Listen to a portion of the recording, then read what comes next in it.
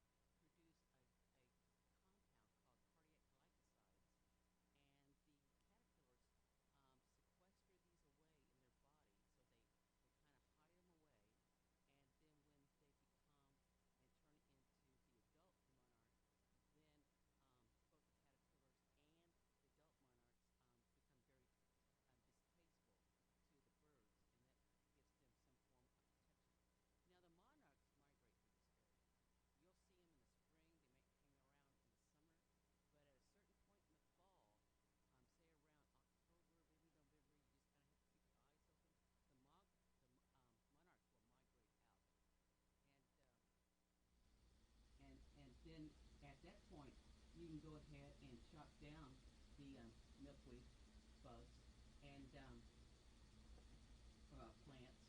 and it should be okay as long as you let them seed out.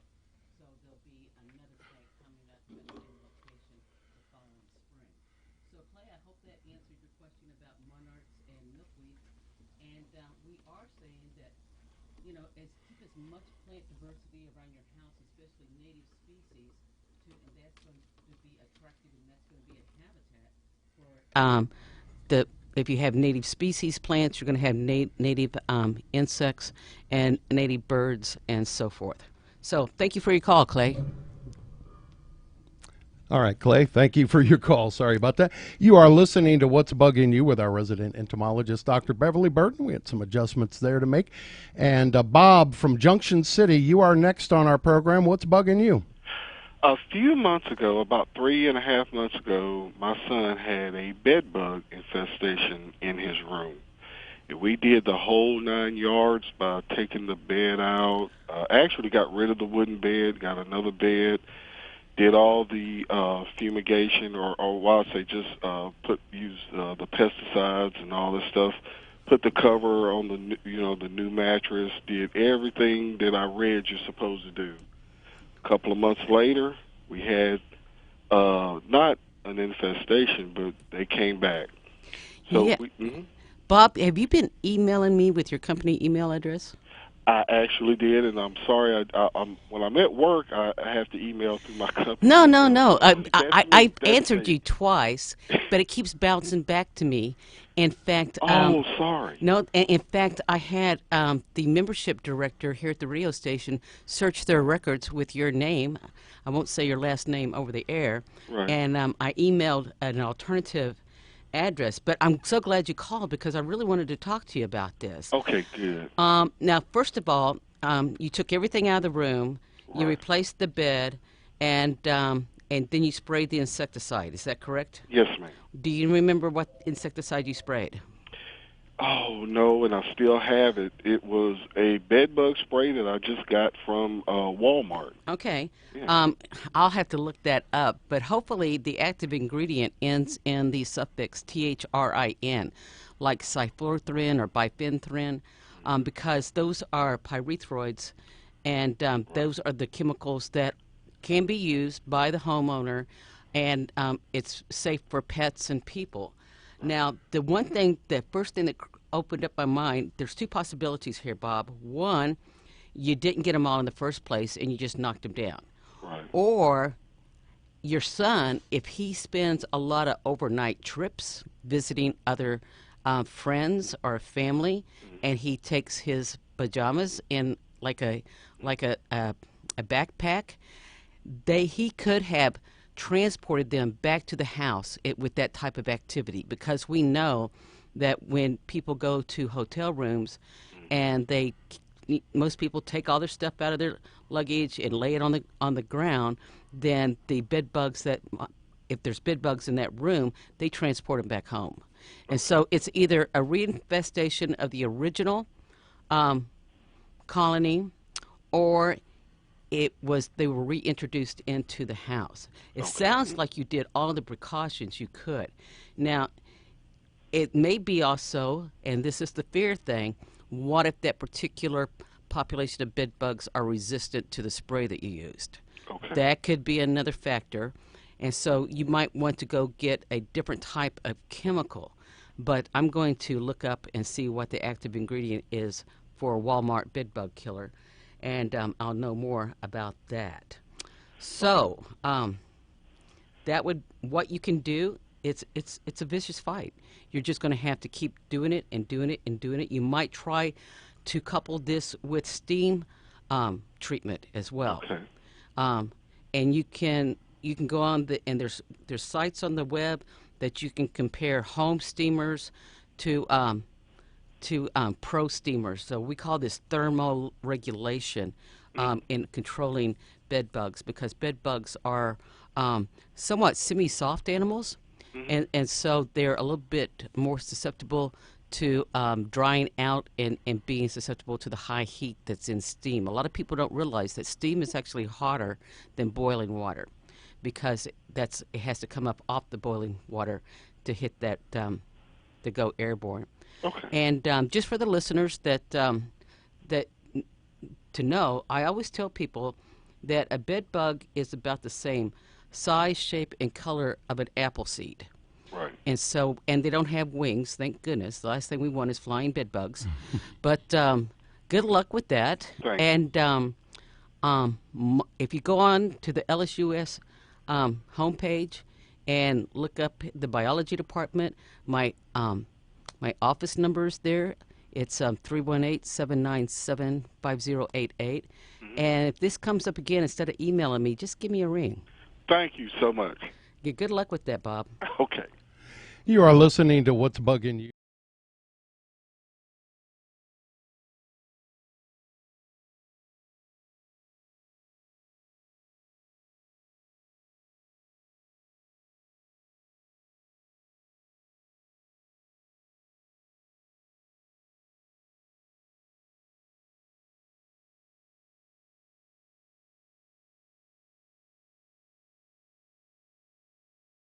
Wasps are, and some people tend to call them hornets because they are one of the largest wasp species that we have in the Arklatex area.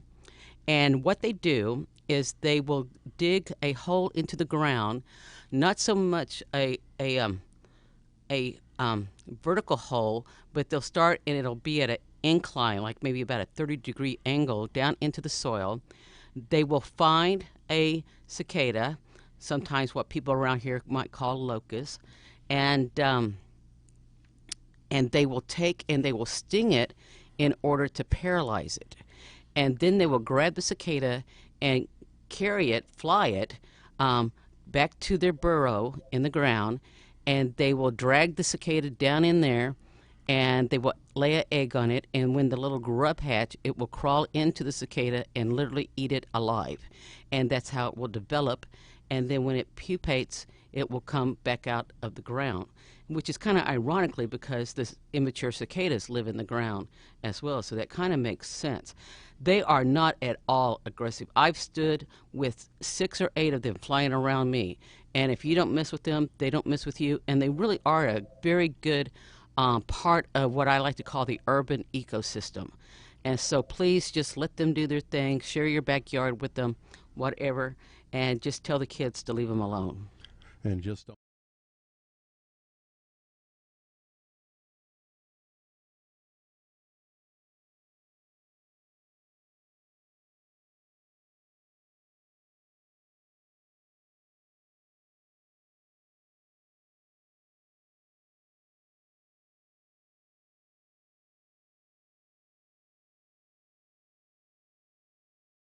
There's nothing bugging me, but just a comment about the guy that was looking for alternative ways to get rid of fire ants. Yeah, what do you got?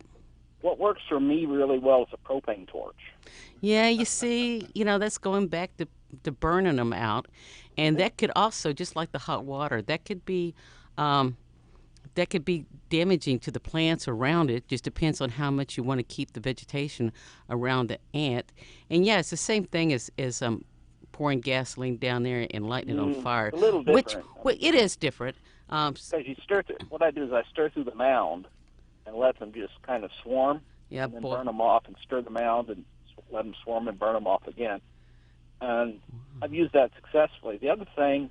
That sounds more like recreation than pest control, but that's okay. The other thing that's crossed my mind that I haven't done is to take a microwave and jam the switch so it'll turn on with the door open, and lay it out on top of the mound and just microwave the suckers. But yeah, I wouldn't recommend that either because, there's a reason you got doors on those things, and that's to protect us from the rays as well. And but if you turn that face down, it might work. I don't know. I've never tried that, but the burning them out works pretty well. Here's the thing with microwaves. Normally, for microwaves to really be effective, there has to be either an appreciable amount of fat, or there at least has to be a certain amount of water available. And that's not a problem in East Texas. Well, yeah, it could be. But you know, I mean, ants do have cholesterol in them, and so that would be a type of a fat. And so I'm going to have to put a graduate student on this. Go collect a bunch of fire ants and put them in the microwave and see what happens. So that's a good suggestion for a graduate student project right there, Woody. So anyway, I fight them all the time, and my go-to is a flamethrower. All right. All right. Well, safety always, though. Safety always, Woody. Absolutely. All right. Thanks for your call and your suggestion. Okay. Bye-bye. Bye. Thanks, Woody. And you are listening to What's Bugging You with our resident.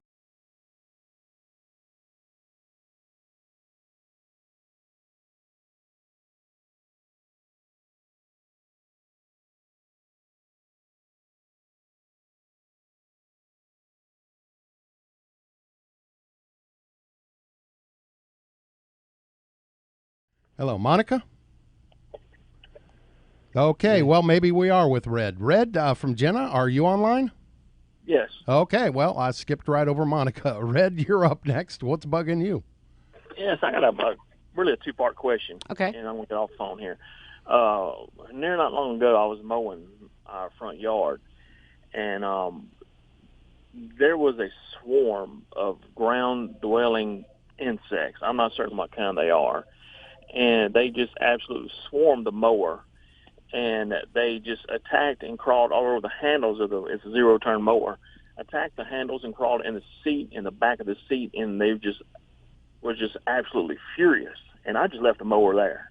Uh-huh. And I called my dad. He said, just let them alone. He said, about dark, they'll calm down, and then go get your mower then. Just don't cut the deck on. Anyway, I don't know, have any idea what kind of insects these were.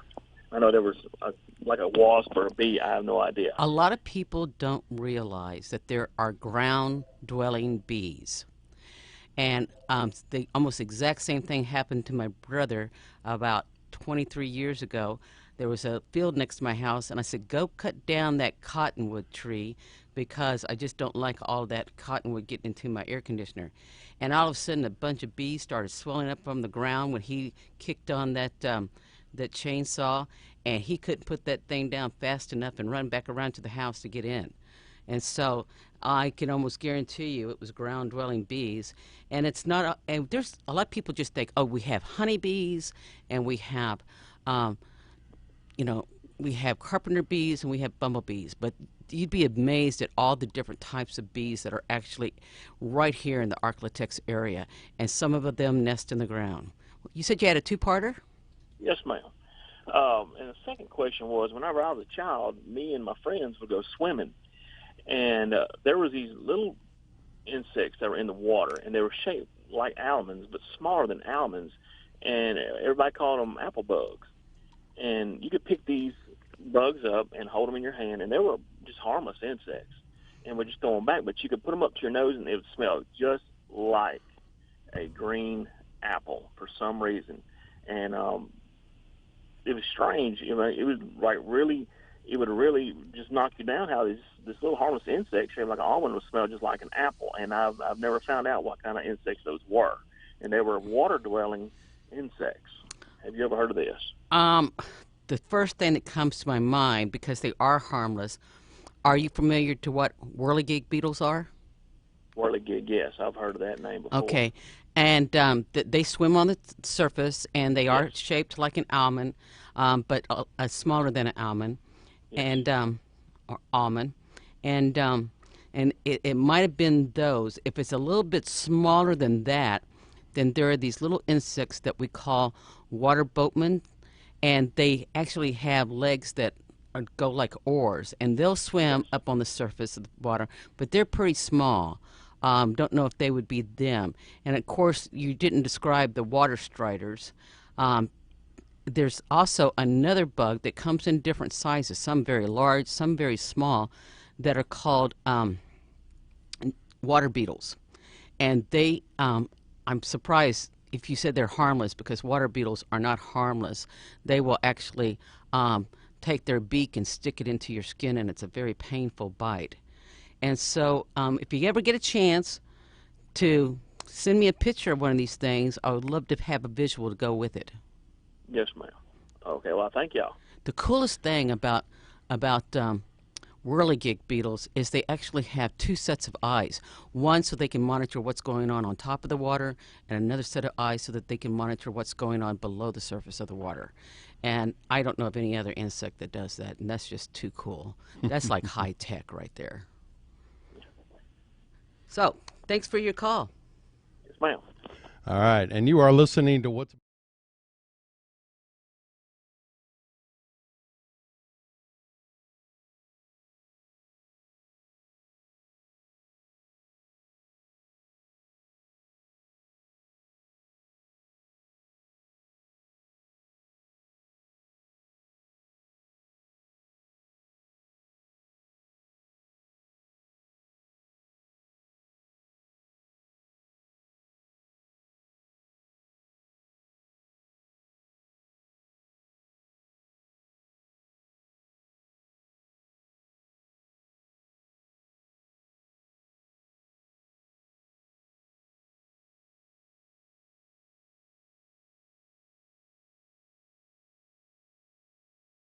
They're wonderful.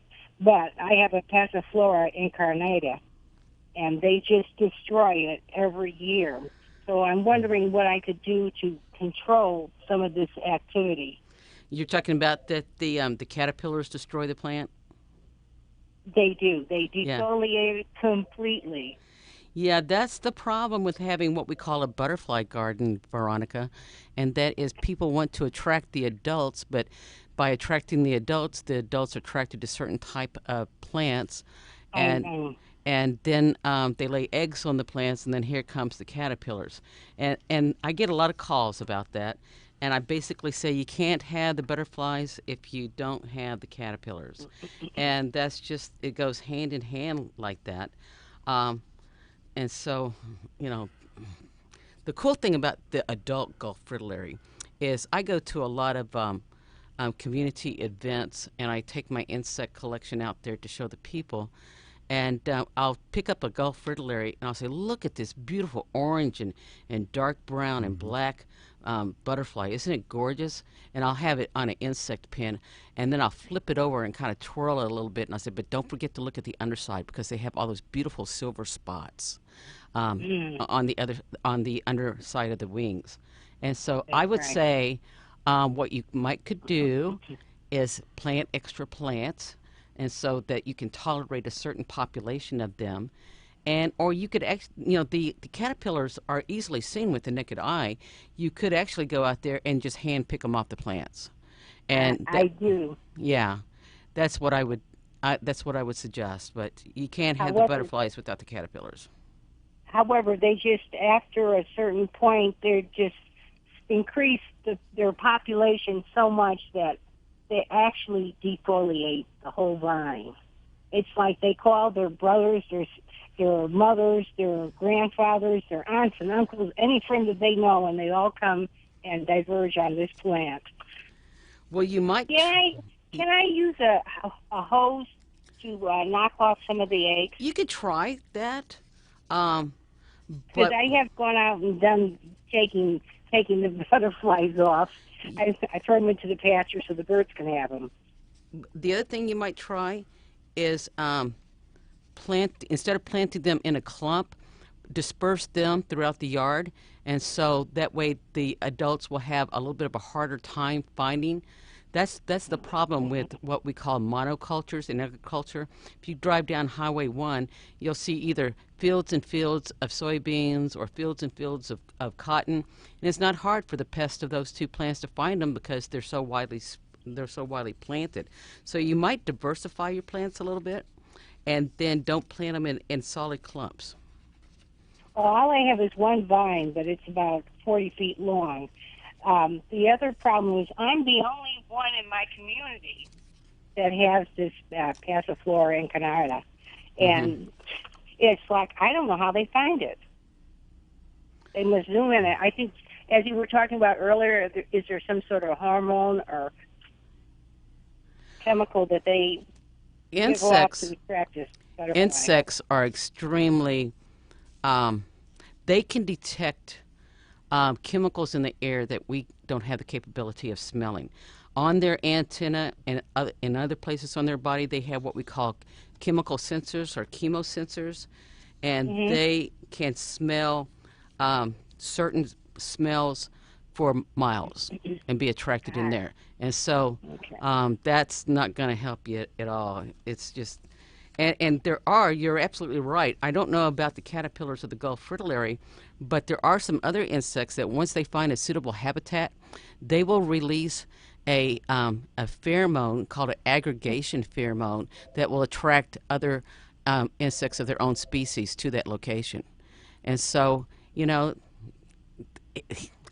the insects have already figured out everything that we think we know. They're just amazing. I got you.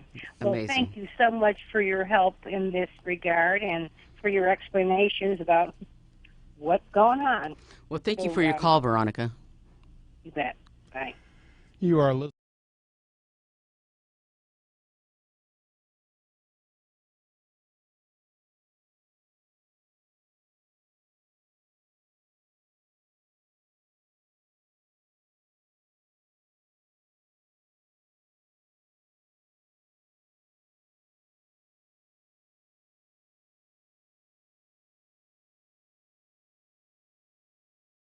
Identify a kind of insect that they had known growing up, and I can't find anything on the internet about it. But when I was in church growing up, we had what we called roly-polies. Called them roly-polies, and we just pick them up out from the leaves in Central Florida, and they would get onto our hand and look like a little tiny black bug, but they'd curl up and to like protect their inside. And he'd sit there for about a minute or so, and then it would get confident again, and it would start crawling around your hand. And then, if it got nervous again, it would ball back up. And then I don't know. I think they're kind of cute, and I've never seen them anywhere else, and I don't even know what to look for to find anything out about them. In order to find roly-polies, and that's a very good common name, it's used throughout North America. A lot of people think that they are insects or related to the spiders, but what's really cool about roly-polies is that they are one of the main completely terrestrial crustaceans. And they have 2 pair of antennae, and they are harmless, except sometimes, kind of like millipedes, they can release a substance through their membranes that can be rather smelly and off-putting, but they're harmless. But if you want to find roly-polies, take an old board or a tarp and make sure the underside stays moist, and you leave that out there for a couple of weeks, and you go remove it, and you're almost guaranteed to have some roly-polies in there. Do they have them in Louisiana? Oh yeah, yep. They're ubiquitous. They're cosmopolitan. They're everywhere. So they're actually crustaceans. They're not insects. Yeah, isn't that cool? Oh my goodness, that's so funny. That's Yeah. like crabs. Okay. Yeah. Scientifically, we call them isopods, because because their segments are of equal length, and that's actually what allows them to roll up into the little balls, and kind of like an armadillo does. Oh, wow. Yep. Thank you for your call, Sarah. Thank you. Thank you so much. You bet. And you are listening.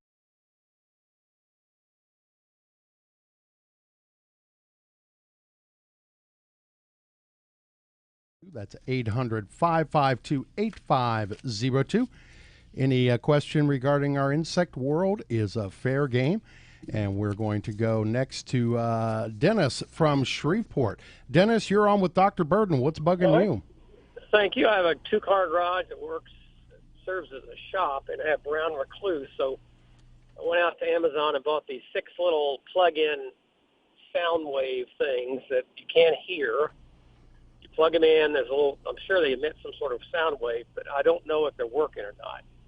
What do you think about those as repellents for spiders? If they worked, I would know about it, and everybody would be buying them left and right, because people just have this innate fear of brown recluse because they see all of these terrible photos on the internet that, like the whole hand has been rotted off, and that is extremely rare cases. If you let a bite of a brown recluse go that far, you're an idiot. And so, and you can get antibiotics and you can get treatment for it at the clinic. And so, but yeah, garages are perfect habitat for brown recluse because there's all these places to hide. And I know I used to find a lot in my garage. In fact, every brown recluse in the collection in the biology department at LSUS came out of my house or my garage. And that's because I know what to look for. And you can spot them a mile away if they're up on a wall. And see, brown recluses don't really make a permanent web. Their web is kind of like a wispy threads. And so let me know if you think that they work, though. I'd be interested to know, Dennis. I've seen less of them. But they're still occasional on the wall. But yeah, I agree. I'm scared of them. And but anyway, I will just see what happens. But yeah, 6 months, I've seen less. I'll do some little research into this area too, and just to see what I can find out. All right. Thank you. Thank you. All right. Bye-bye. You are listening to What's Bugging You with our resident entomologist, Dr. Beverly.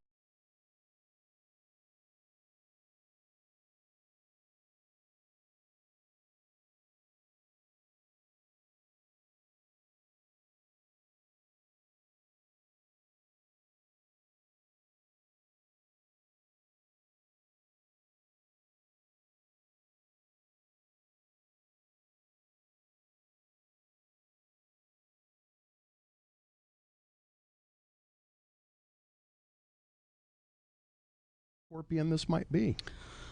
Well, by looking at the size and the color of the scorpion, I think that's probably some kind of a book or manual that's on the floor next to the duvet that they show that this scorpion is on. It is not native to the Arctotex, to the listening area here. It's probably going to be a little bit further west, because the scorpions that we have here are probably, even on the larger side, is about half or a third of that size.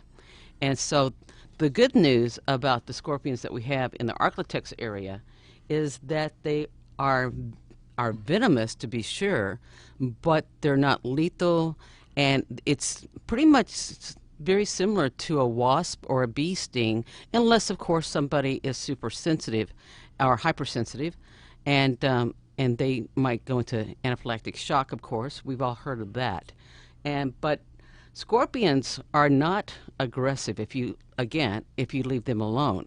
If you're messing with them, or if you go to pick them up, or they're in your shoe and you put your foot in there, yeah, they're going to react to that, and they're going to sting you with that stinger that's on that tail.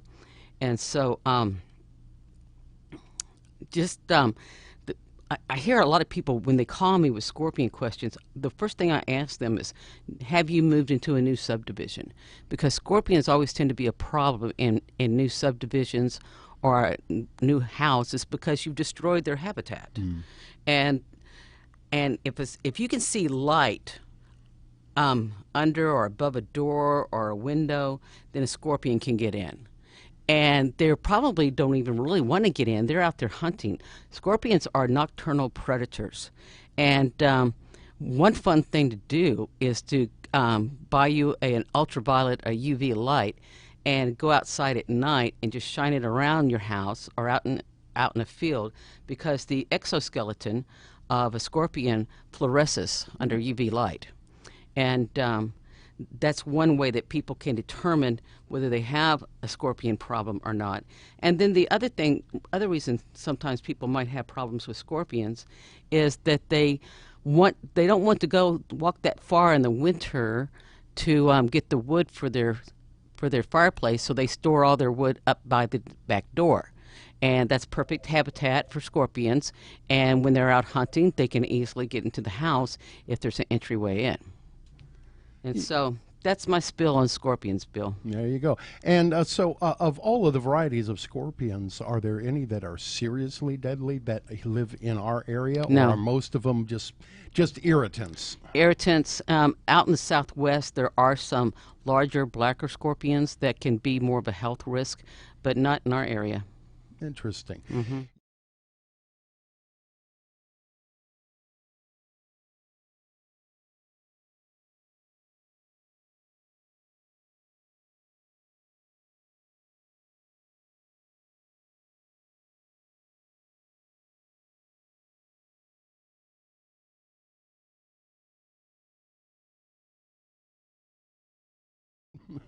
No, thank you, and thank you, Dr. Burton. I was working on a lot of air conditioners, and we get a lot of, ants in all the electrical components, and I was just wondered what is behind all that. Well, that's a great question, Chris. For a long, long time, people hypothesized that they were attracted to the electrical current because they'll get in fuse boxes, anything electric like that, and they did a study on it where they actually exposed fire ants to electrical currents, and that's not what was attracting them at all. Two things were happening here. One is they wanted to build their nest in that area because of the conductive heat.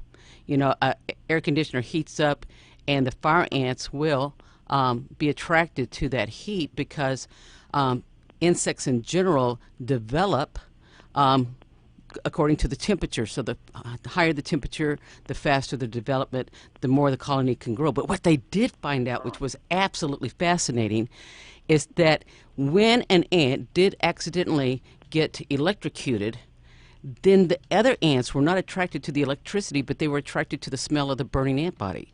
And so more would come in there, and more would get electrocuted, and then more would come in there, and more would get electrocuted, and it was just like lemurs falling off a cliff, just one after the other. Oh, wow. Isn't that neat?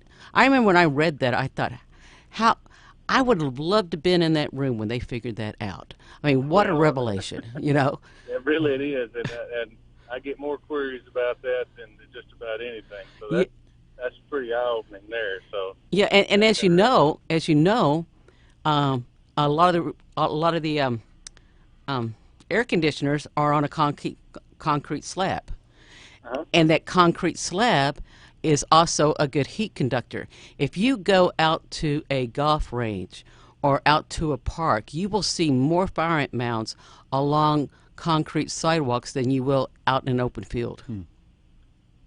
Wow. Okay, that's interesting. Well, that's what I'm here for, Chris, to amuse and amaze everybody about the insect world. And thank you so much for your call. That was a great question. Well, thank you, Dr. Burton. I appreciate your program. Thank you. You're welcome. Right. Thank you. And you are listening.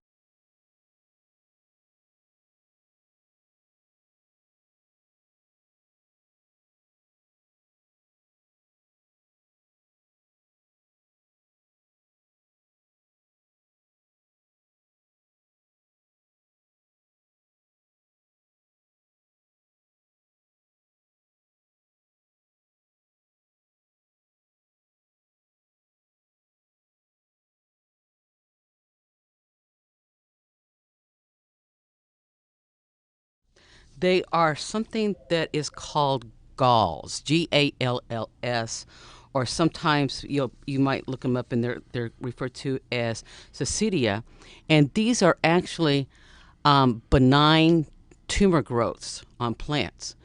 But what causes the benign tumor growths on plants, and it can be on the leaves, it can be on the stems, the trunk, and sometimes even the roots, is that in my world that I deal with, like insects and mites, what happens is that an immature insect will burrow into the plant tissue, and their saliva will create a chemical reaction that will stimulate the plant to produce two different types of growth hormones, something that's called auxins and cytokinins, and basically a little growth will start to occur, and it's hollow inside, and the little insect, as it develops, will feed on the nutrients that the plant provides, and it has a nice little house to live in at the same time.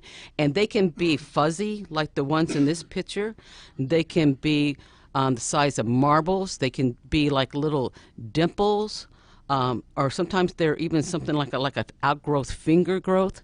And so next time, here in the area, one of the most noticeable are goldenrod galls, and they'll form on the stem, and those are quite noticeable. But if you ever see, it can also be caused by fungus and some bacteria, and sometimes these little bitty roundworms that we call nematodes.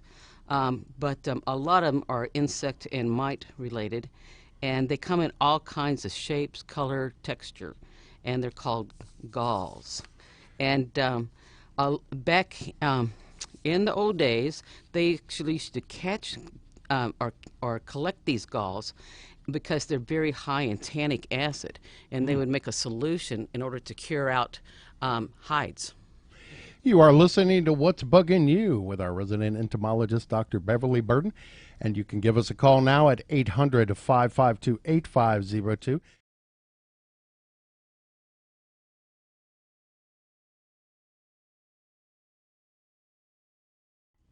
Yes, I'd like to hear Dr. Burden discuss what I've heard called volcano ants. The little ant that builds a series of volcano-appearing mounds across a gravel road or something. Oh, yeah. Yeah, I've seen those, and there are many different species of ants, and I could not tell you what species they are, but they are native to the area, and you're absolutely right. They do prefer a rougher ground, and one reason is because that gives them a little bit more building material. And again, it's a heat factor, just like I was talking about with the fire ants. And so I will try to look up the actual species name. And next August, in August, I think we're on the 20th. Yes. And on August the 20th, I'll come back and talk about volcano ants a little bit more. That happens all the time, and I love it when I have something new to investigate. And so we'll make that as a point of emphasis on the August the 20th, What's Bugging You, that starts at 6 o'clock. Okay, I tried looking them up one time, and the source said that they were a predictor of rain. And I think I would have to question that. Yeah, there's a lot of things that they say that are predictors of weather, like the little woolly bear caterpillars, depending on the width of their black band, is supposed to be either a mild winter or a harder winter. And as we know, Richard, people have been trying to predict the weather for hundreds and hundreds and hundreds of years, and we're better at it, but I wouldn't rely on those type of parameters to do it. Now, there are a lot of things in the animal world that can be some predictors of winterlings and some other things, but I wouldn't think it would be ants. So there you have it. And thank you, Richard. And before we can take the next call, Bill, what I was also going to say about these galls, if you're curious, like I always am, if you take a sharp razor blade and cut those in half, sometimes you can actually see the little insect in there. Oh, interesting. Yeah. And most of the time, they're little wasps or they're little flies. Interesting. You are listening to What's Bugging You with our resident entomologist, Dr.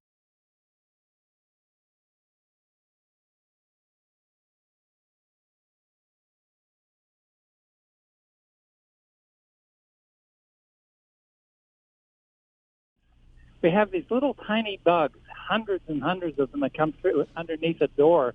They look like tiny shrimp. They might be maybe 2 or 3 millimeters long, and they don't cause any problem. They just die there. I'm just curious what they are.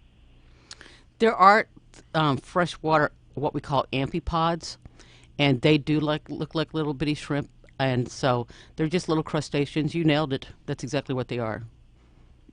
Oh, that's really interesting. I was just kind of curious because it happens every time we have a real heavy rain down here. And And the water gets pretty up close to the house, I would assume.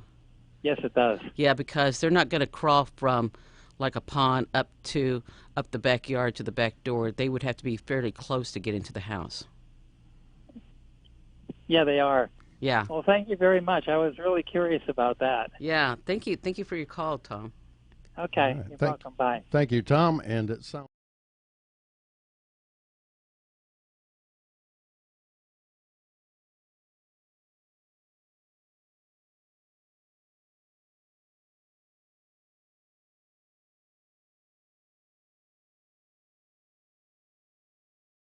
Well, I tell you, I am one of these people that have a very strong reaction to mosquito bites, and I've tried the cortisone cream, and that doesn't work very well. Sometimes Benadryl spray will work a little bit, but what I personally have found is if I apply witch hazel, get a cotton ball and put witch hazel on it and put that on the mosquito bite, that seems to soothe the itching. It's an astringent, so it kind of dries it out a little bit. And so that's would be my home remedy. But go ahead and try the cortisone cream and the Benadryl. And some people even like to use rubbing alcohol, apply that. But anything that's going to be cool and soothing is probably going to be one of your best things to go to. All right. And finally.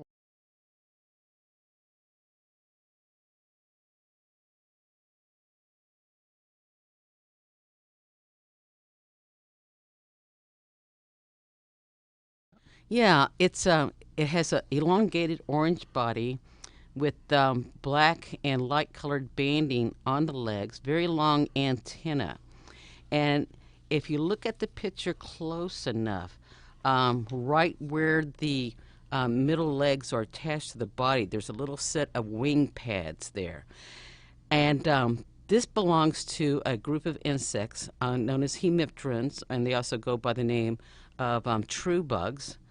And they have a beak that they use to feed on. They're either predators or plant feeders. And they always have such interesting colorations and patterns until they get their full-grown wings in. And then when they get their full-grown wings in, people never send me pictures of the adults. It's these immatures that look so weird. Mm-hmm. And I would not mess with them because they do have a capacity to bite you. And so there's something that maybe we ought to talk about in August too, Bill. And these belong to a larger group that's called the kissing bugs. Uh-huh. And that's something that is coming into the media and is hitting a lot of publications are focusing on the kissing bug that can transmit a disease known as Chagas disease. Mm-hmm. And so we'll hit that in the August show as well. All right. And Dr. Burden, I want to thank you for joining us once again for What's Bugging You. It's my pleasure, Bill. I can talk about insects all day long. All right. Well, we'll do an all-day show sometime. You've been listening to What's Bugging You with Dr. Beverly Burden, an associate professor of biology at LSUS, and Red River Radio's resident entomologist.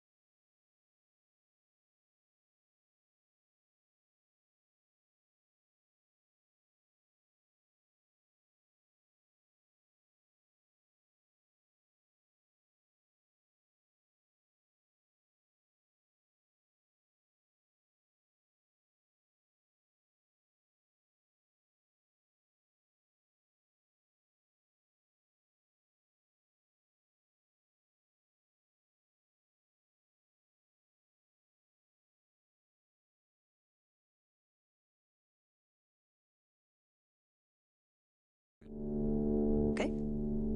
All right. You're listening to Radio Lab. Radio Lab. From WNYC.